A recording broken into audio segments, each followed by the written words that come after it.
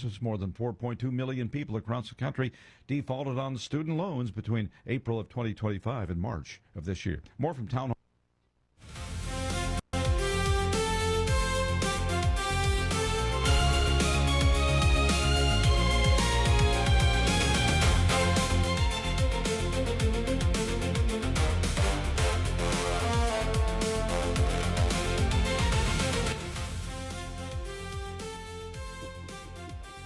Well, welcome to a special edition of WV Sports Nation. Go to WVSportsNation.com. All your coverage you're ever going to need.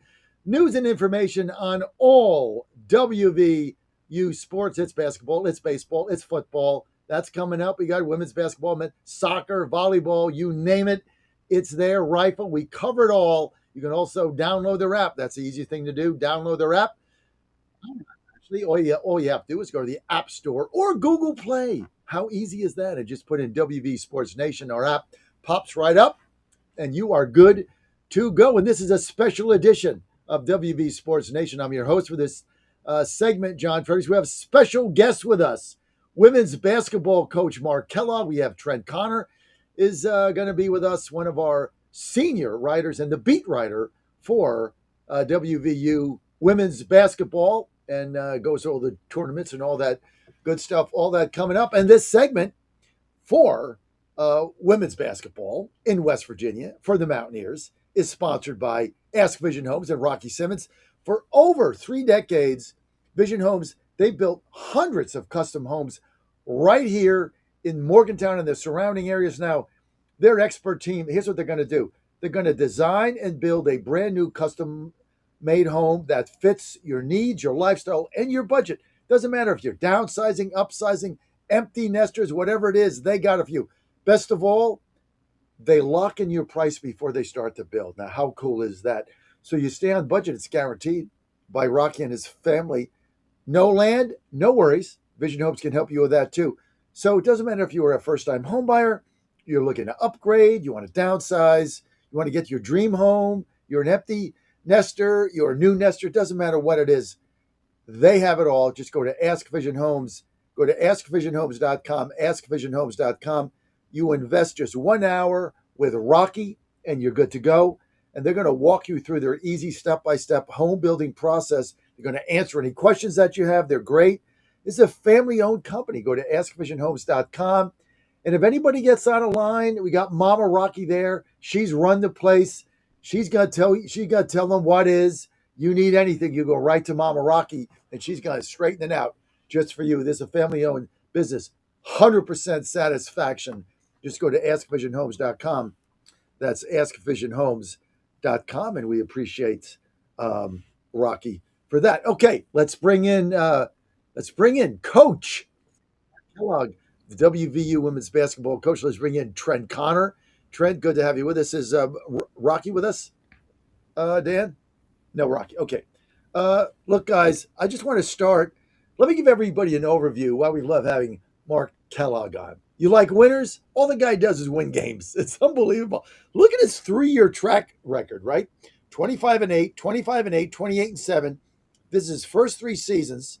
He's established WVU basketball as one of the Big 12's most consistent and feared programs. He gets in every tournament. Last year, he almost busted the door open to get to the Final Four, and he had a great team that has got some turnover going, but he always knows how to get these kids out of the transfer portal, gets those. He signs some young players coming in. Somehow he puts it all together magically, and I don't know how he does it, but joining us now, the one and only Mark Kellogg. I think he's the best, Trent, I think he's the best women's coach in basketball today at the D1 Power 4 level, Trent. Yeah, I agree. And the resume speaks for itself. 3 straight 25-win seasons, Big 12 tournament title last year, and then hosting games in Morgantown. Coach, what stands out most when you look back on that stretch? Yeah, I think appreciate it and good to be on as always, guys. Thanks, John, for having me. There's 3 main points from last year I think that come up. The first was the win at the Greenbrier. The Duke win when we ended up only having 5 players, and they were top 15 in the country. Game was on ESPN and everything. kind of the stars aligned for that one, I guess, and so much to come from the Greenbrier 5 game. The Big 12 tournament title, of course, and that was just our second one in our school's history. And then to host the first 2 rounds of the NCAA tournament in front of 14,000 people, so largest crowd we ever had. So, I thought there was some firsts, things like Greenbrier, which will probably never happen again in my college career, where you end up coaching only 5 players and having 5 available. But yeah, you're winning championships. I've said this now a little bit through the spring and summer, is really most of the boxes that a recruit would be looking for at this point, we can check off. So we have now our last 2 guards are playing in the WNBA. So if you want to be a pro, check, like we have those. You want to win championships, we did that. You want to host and play in front of big crowds, we've been able to do that. So just a lot of things, I guess, to continue the momentum that we built the first 2 years. As John alluded to, we still need to kick through that door and get to like Sweet 16s and Elite 8s and Final Fours, which we just haven't really done much in our school's history. So but I thought we were one step closer, so we'll keep building it until we do. Yeah. One of those boxes is probably the culture of the program. At what point did you realize that the identity of this program was really established? Well, I mean, I guess it's been building since year 1, so this will be year 4 now. But through the first 3 years, you just see it. But we're very specific in who we recruit, what type of character they have. I think a lot of culture is created by the people and their character. That's what, whether that's staff, players. Obviously, we're trying to find players that have a certain talent level, but also that meet the cultural and the character aspects of it too. And so when we're doing our due diligence to find the right ones that meet the standard in which we expect to operate here, it seems to work, and we don't ever want to give up on culture. If you give up on that, then you're probably trending the wrong direction pretty quickly at some point. Coach, you had to replace a lot of players, a lot of frontline players, and every team goes through this. Obviously, now you've got the 5th-year eligibility. I'll get to that in a minute. But as you're going through the portal and you're looking for transfers, it seems like every year you fill the holes you need, you get the right players, they all seem to mesh. What is your evaluative process when you're looking for players in the portal that matches what you need, and then how you get them to go to West Virginia? Yeah, it's a very unique process now, and it's one that I think we're getting better every year that we go through the portal. In women's basketball 2 years ago, you had 30 days to enter. It seemed like it took a little while. We shortened it to 15 days. So we actually signed 10 players in an 18-day period this year. So we brought 11 to campus, signed 10 of them over 18 days. We only have 2 returners, so we signed basically the whole roster in that amount of time and went through those evaluations. And I've said a couple times, I think one day, because I'm like a general manager too now, and you're trying to learn that, and I don't have that skill set necessarily, so I'm kind of trying to piece it together. But I think I had like 13 or 14 different tabs open of different spreadsheets that, we're talking to this kid. If she comes, this is what it looks like. If she doesn't, and then this player chooses to come here, right? Or, we got this commitment, so now we don't need it here. Now what do we do with even our money in other positions? So there's philosophical questions that we have to ask as a staff and figure out what our plans are. And then it's just a constant kind of chess match. You're piecing it together literally day by day, hour by hour, minute by minute through that transfer portal time. Yeah, and you guys didn't really chase any big names in the portal. Did the coaching staff or just the rev share, have a say in that decision? And, what was the process behind that decision? Yeah, again, I think that's some of the philosophical stuff that I don't know, we'll get into the weeds on all of that. But yeah, there's certain ways to go. You can go dump a lot of money into one player, and then heaven forbid that player gets hurt and not available or doesn't pan out, then you may not have a great roster around the one, or philosophically, do you go spread it over more players? It really just depends. What positions do you value? Certain positions may make a little bit more money, but we think we got really good talent. So yeah, I guess maybe if you want to say they weren't the biggest of names potentially, but we've got some really talented players that have scored a lot of points. They've produced. So production is the term we use over potential. So potential just scares the heck out of me as a coach because it means you haven't done it. Production is much easier as a coach because now I have stats, I have film, and I know you've been able to do it. So we went for the most part production route. Now we do have 3 either redshirt freshmen or true freshmen who I really like. So I think we've got some great youth to this roster. We've got some older kids. The 5-for-5 may come into play a little bit because we have 6 seniors, 3 of which will be done for sure, and then 3 that may have the option to come back. So we've got to navigate that right now too. So the 5th-year optionality. So there's no more red shirt, right? I mean, that's gone. Everybody's got 5 years eligibility, so there's no red shirt. There's no medical red shirt. You get 5. So how has that affected the building of your roster now, looking ahead for those juniors, incoming seniors who are going to have 2 more years of eligibility? Yeah, no, well, it changes the game for sure. I've kind of made the comparison to the COVID year when all those COVID kids got the additional year.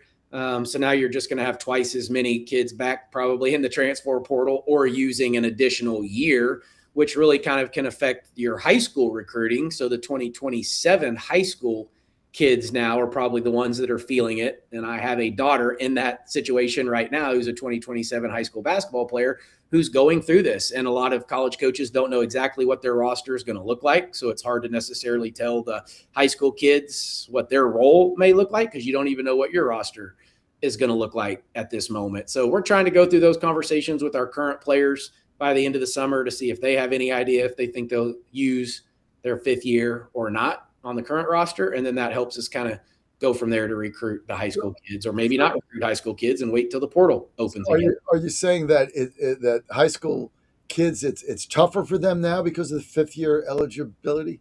Yeah, I would say for this year it is because there's so many college seniors that are basically taking their spot, right? College seniors should graduate, and then high school kids kind of fill some of those opportunities.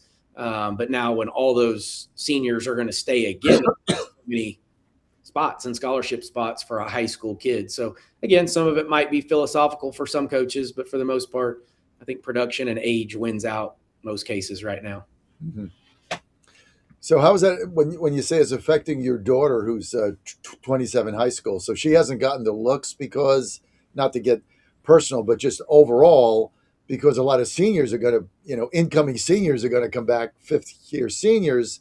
So you're saying that's taken down the level of interest for high school incoming seniors that are going to be graduating in 27. Is that what I've heard? Yeah, and I don't think it's specific to my daughter. It's just the easy one because I'm living that side of it as well. But her and a lot of her peers, I think, are feeling that a little bit as maybe opportunities aren't as plentiful as they would be in other years, or I think some of her peers have had offers that maybe aren't even there anymore because coaches are basically saying, hey, we just can't go that route because we need to save it for one of our own current seniors that's going to choose to stay, or maybe then we want to go back into that portal and stay old. And that's not new. That piece has been happening. But just so many more of these seniors are going to take up spots next year that high school 2027 graduates just aren't going to get as many opportunities, it doesn't look like.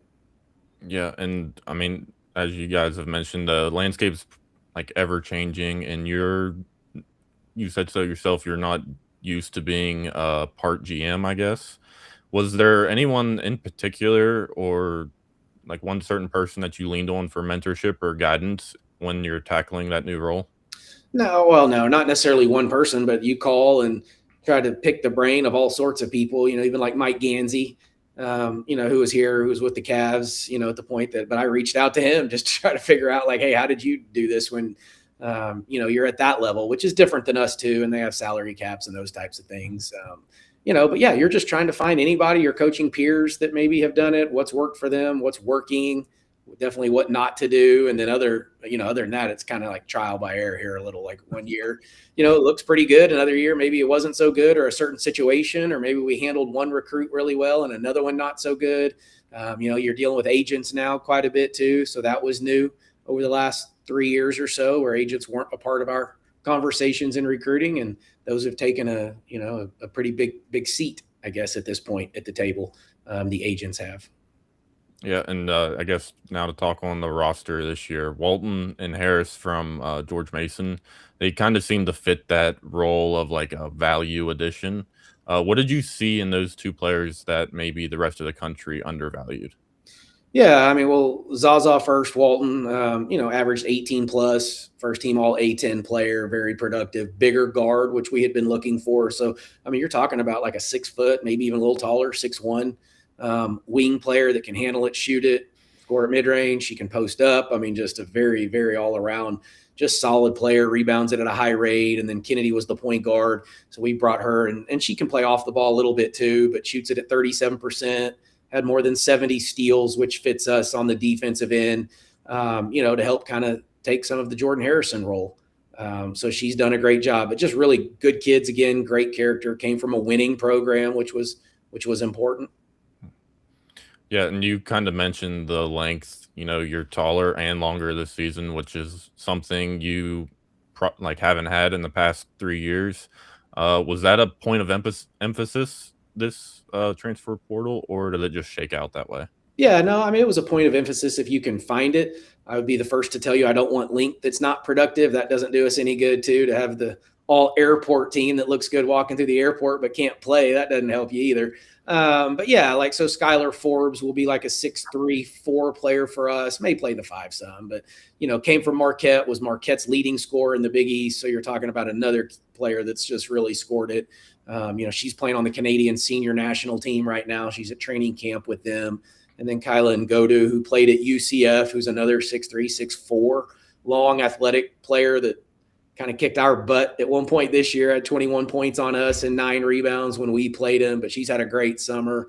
And that's just a few of them, but those are some that have some length. We've got a 6'6" kid too that transferred in. So we have length.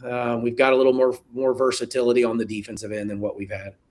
You're on a special edition of the John Fredericks Media Network. We're chatting, Trent Connor and I, with WVU women's basketball coach Mark Kellogg, one of the winningest coaches West Virginia's ever had, 3 seasons in a row, over 25 wins. And this segment is brought to you by WV Sports Nation. For all your West Virginia information, go to WVSportsNation.com, WVSportsNation.com, and go ahead and download their app there on Google Play or your favorite app store. You can get it, WVSportsNation.com. Download the app today. Trent? Yeah.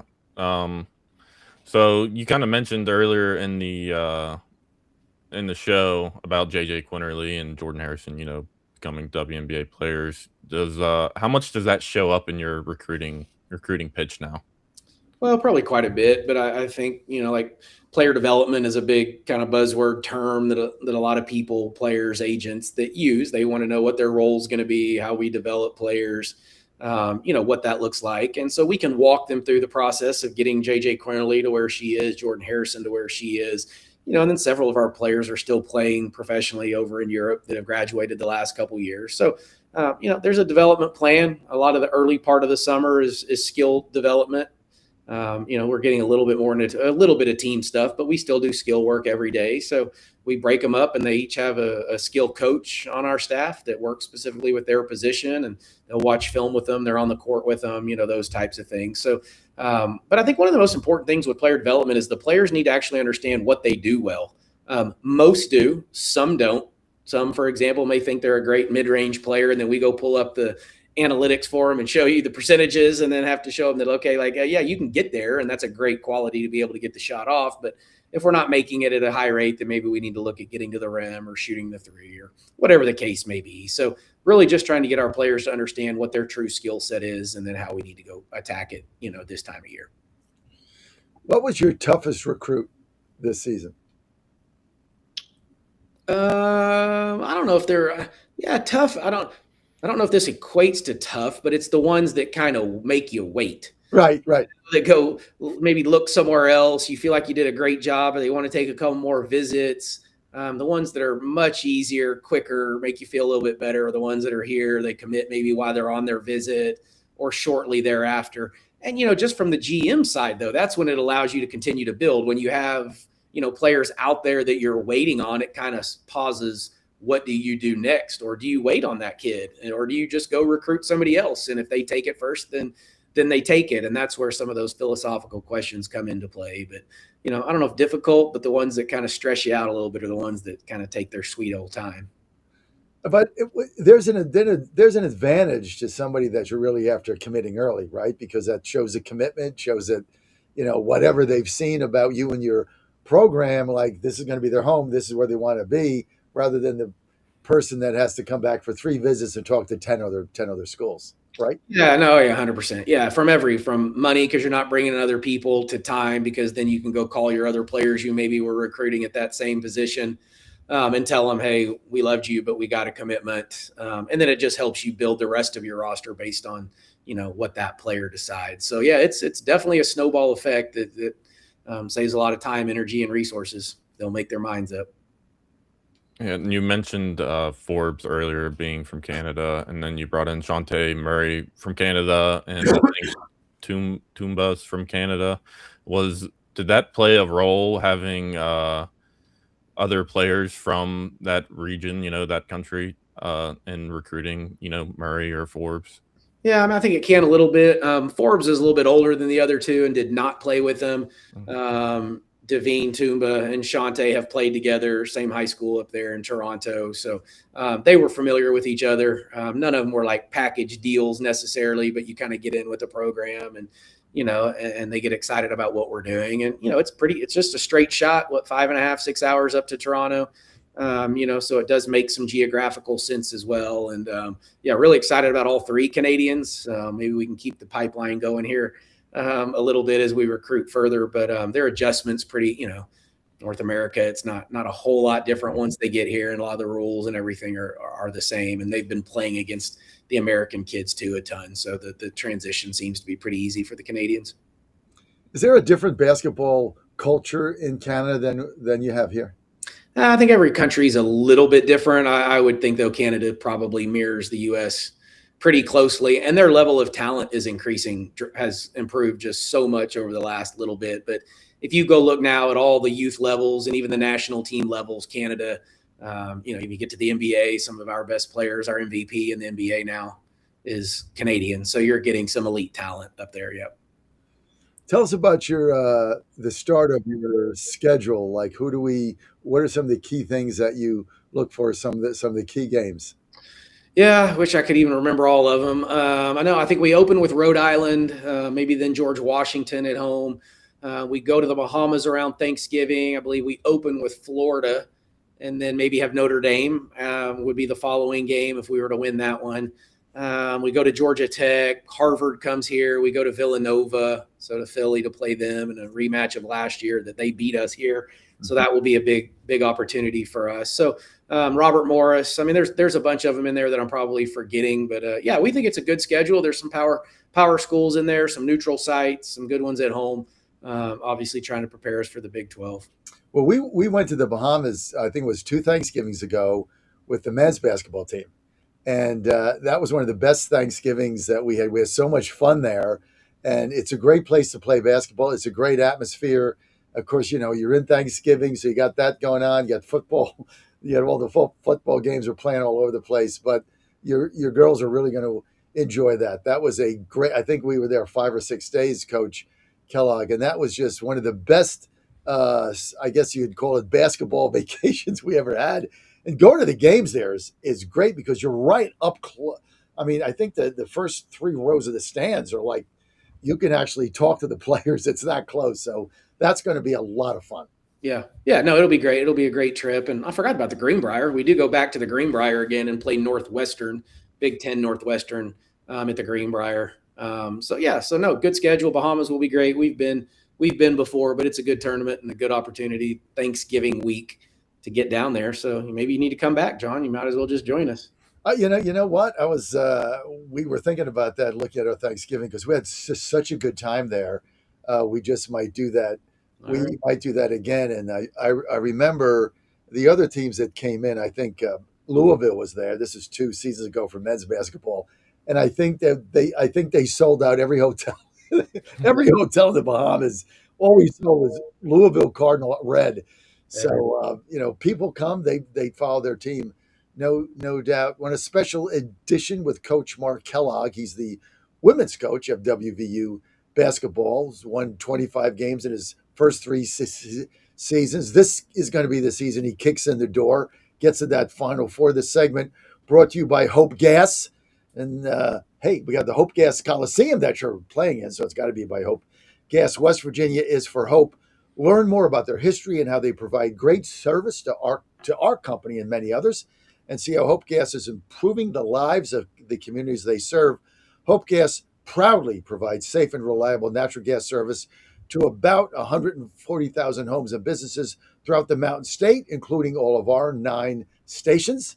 They proudly serve West Virginia. More information, go to hopegas.com. That's hopegas.com.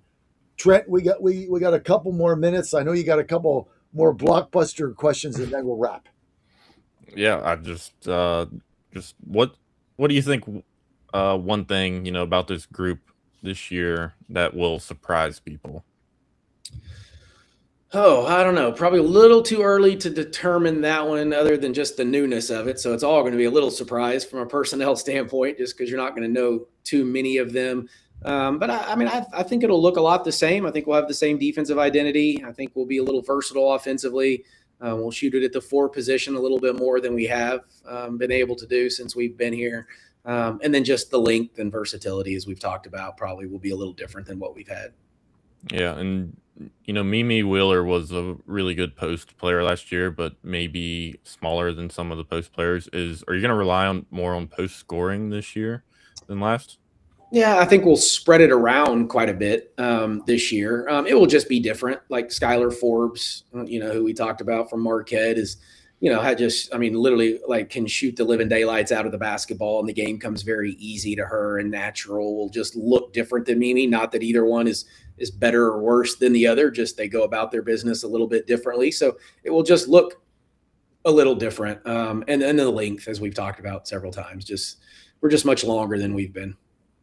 Yeah, and Gia Cook, the one returning starter from last year, just how does she fit in with this new group? Is she, doing a lot of the same things she did last year? Yeah, she can. We've challenged her over the summer to really kind of think a little more like a point guard and be a point guard, which I think she'll play, some minutes over there as well, which she did some last year too. But and she's done a great job, really done a really, really good job. We know she can score. She averaged 15 a game last year, was our leading scorer.